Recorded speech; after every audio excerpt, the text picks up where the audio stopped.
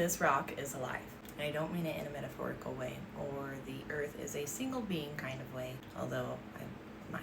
This specific patch of pale green-gray crust we're looking at, one that looks exactly like discoloration on the stone, is a living organism. Two organisms, actually. An algae and a fungus, holding on to each other for dear life on the side of a piece of Pikes Peak granite.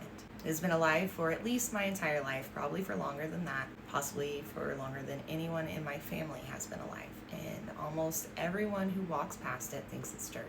My oldest Juniper, who's almost 7 now, is very good at spotting them. She's always the first to stop on a hike and point at a rock and say, "That one's alive too." She's right, every single time. One mention and suddenly she could see it everywhere. Hi, I'm Danielle. I preserve snowflakes. I spend my winter trying to hold tiny living patterns still long enough to look at. I run Preserve Snowflake Co., which lives at preservesnowflake.com, and I'm a mom of 2. Juniper, who is rapidly becoming a small naturalist, and Hazley, who is 2 and currently believes everything in the world is named. Wow, she's never wrong. You're going to hear me mention it a lot. I am working on an exhibit. This is the first time I will be putting hundreds of preserved snowflakes in one room, in person, where people can actually walk up to them and stand inches away. The kind of thing you can't do on a screen, and I've been building it for years, and I'm getting so close. The reason why I'm telling you that before this particular video is that the whole reason I'm building it is that I think we, as a species, are very bad at noticing things that are alive. We are great at noticing things that are dead. We are great at counting them, mourning them, memorializing them, but we're surprisingly bad at noticing the world as it is, at almost every moment and in almost every direction, full of things that are patiently almost invisible and alive. So today, I want to walk through some of them, and things that look dead and aren't. There are more of them than you think. Let's start with the rock. Lichens are not plants. They're not technically one organism at all. They're a partnership, a fungus and an algae, sometimes a fungus and a cyanobacterium, that have decided deep in evolutionary time to live together as a single body. The fungus builds the structure, the algae makes the food, and they've created a symbiotic relationship for hundreds of millions of years. The lichen, the size of a dinner plate, growing on a granite boulder, might be 1,000 years old. They grow incredibly slow. The crustose lichens, the flat, painted on kind that look like spilled gray or green rust, orange on a rock, can grow less than a millimeter a year. A single lichen on a stone in your front yard is statistically probably older than your house, older than your town, and maybe older than the country you are living in. There are lichens in the Arctic that have been individually identified and aged at over 9,000 years. 9,000, that's lichen was there before agriculture, before writing, before the wheel. And we walk past them every day and don't even notice. I find that humbling in a way that I can't articulate. I think about it whenever I go hiking with my kids, whatever is happening in our lives, tantrums, grocery runs, work deadlines. There's still that rock outside our door that has been quietly alive for longer than our entire species has been able to tell stories. I find it to be a useful perspective, not a deflating one. I think everyone needs to be grounded a little bit. Seeds can look dead. It's dry, they don't move, they don't breathe in any way you can measure with a stethoscope. If you didn't know what one was, and someone handed you a sunflower seed and a pebble, you might not be able to tell which one was living and which one was not. But a seed is not dead. It is simply paused. In 2005, scientists germinated a date palm from a seed recovered. The seed was about 2,000 years old. It had been sitting in a clay jar since the time of the Roman Empire. They put it in soil, and it grew, and it's still alive today. In 2012, Russian scientists revived a flowering plant from tissue frozen in Siberia permafrost. The plant was a beautiful small wildflower, carbon dated to 32,000 years. The squirrels burying these seeds. They're little caches. The squirrels died, the mammoths died, and the seeds were buried under 120 feet of ice. And the seeds, when scientists finally found them, were not dead. They just needed a little bit of TLC. I have a workbench full of seeds in a way.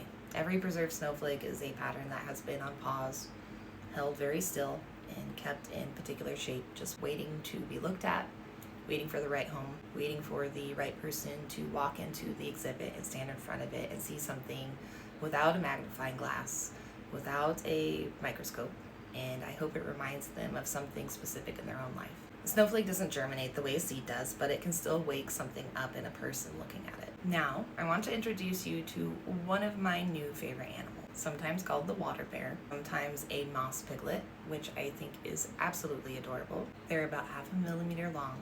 They live in mosses and lichen, actually, sometimes inside the same lichen we just talked about. They look under a microscope like a very tiny, very serious bear with 8 legs. They have little claws, they have a face, and here's what they do.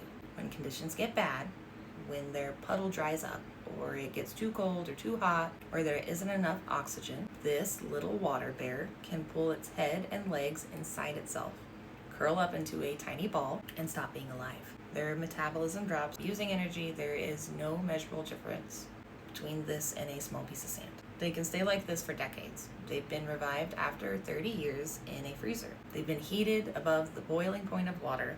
They've been crushed. You add a single drop of water and they unfold and walk away. It's called cryptobiosis, hidden life. They are not dead. They are not alive in a way that you could recognize. They are somehow neither.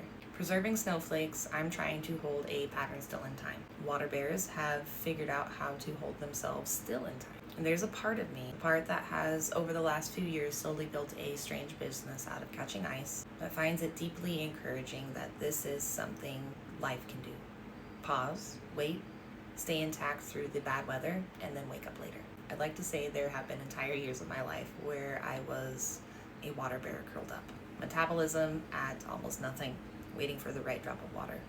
I think most adults could probably say that if they're being honest. In Alaska, there is a small frog that freezes solid every winter. Not slow down, not hibernate, it freezes. Up to 2/3 of the water in its body turns to ice. Its heart stops, its blood stops moving. There is no breathing, there's no brain activity. If you found this frog under a log in January and you didn't know what it was, you would bury it. In spring, it thaws out and it hops away.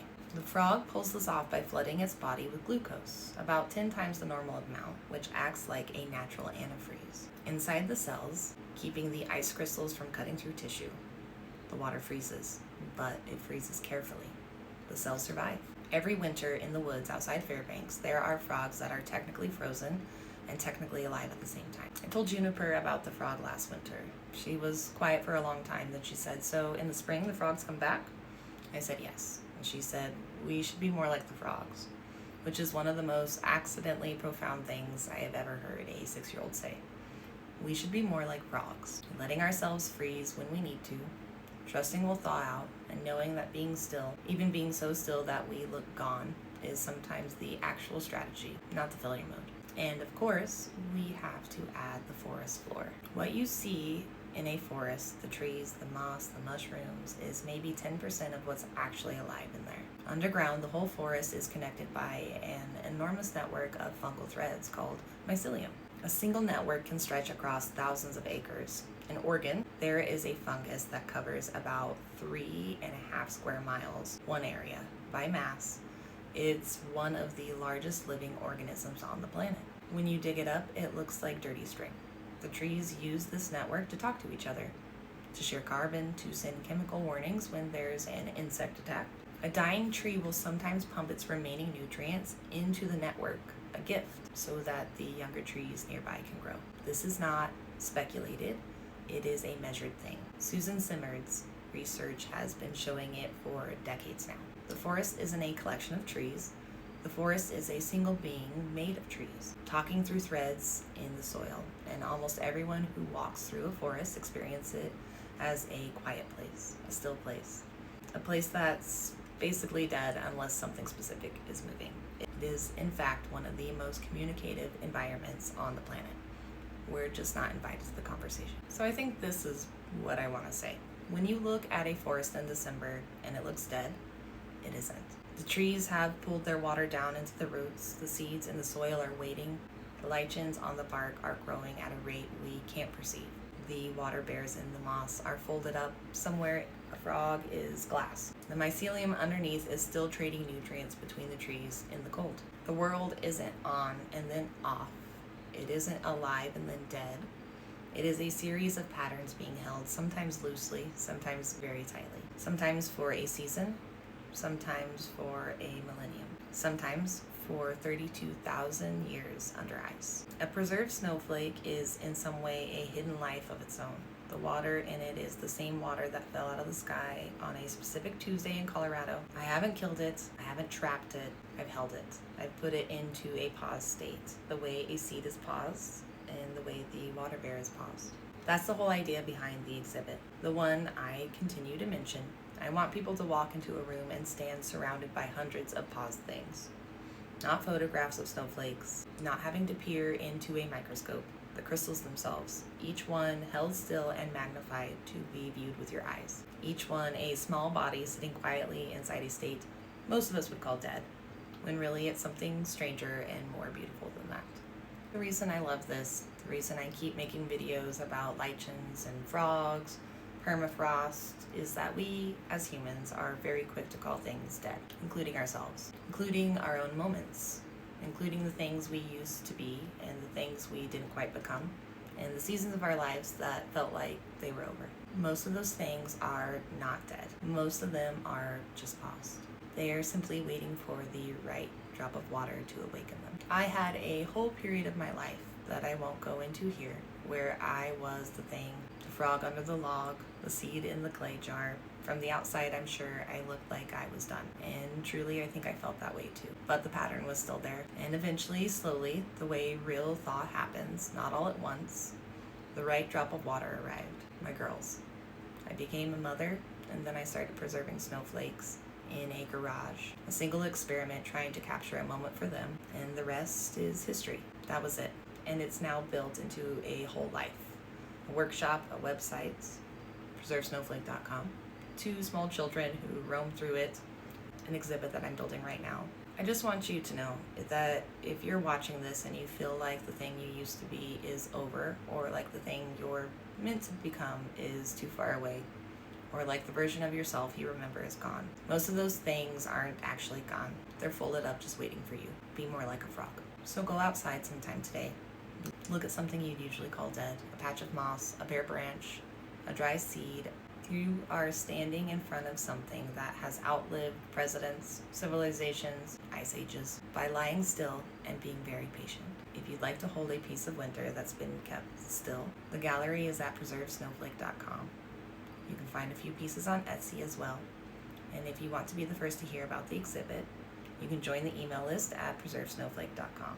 That's where I will be sharing all of the updates as it gets closer. Thanks for sitting with the quiet things for a few minutes. Like, subscribe, share, and I will see you in the next one.